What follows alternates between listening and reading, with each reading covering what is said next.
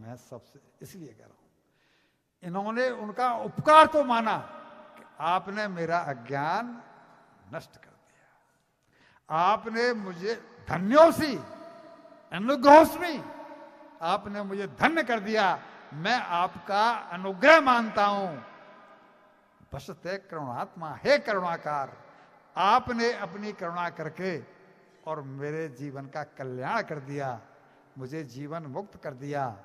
इसके बदले में मैं आपको कुछ नहीं दे सकता, केवल आपके हाथ जोड़ करके और आपका आभार ही मान सकता हूं।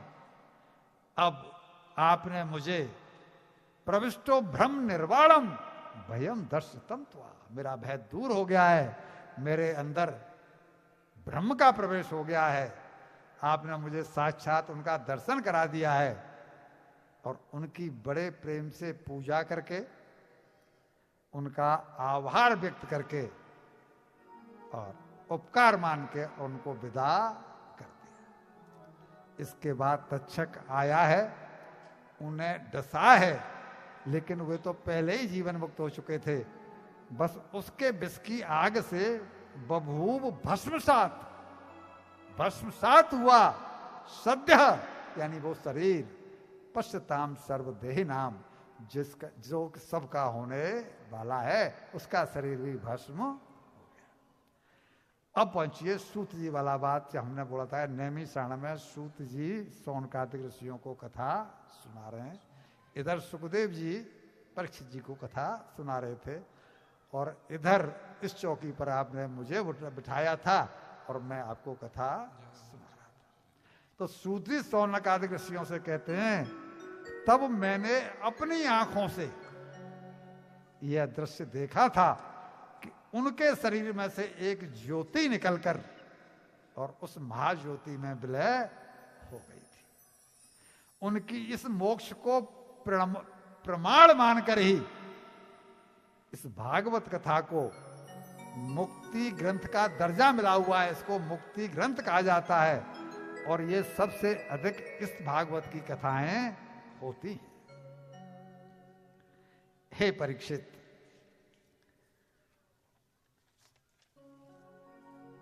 हे ऋषियों, आप लोगों ने इस सत्संग सत्र में मुझसे जो जो प्रश्न किए थे, जो जो पूछा था,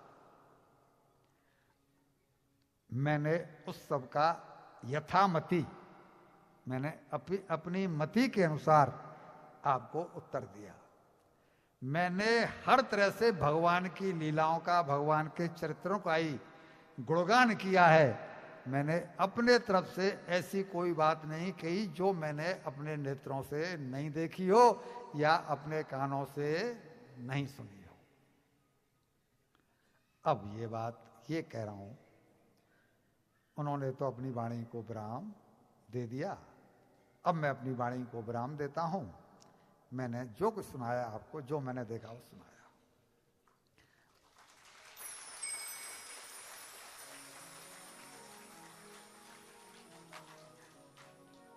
हम कलयुग के जीव हैं।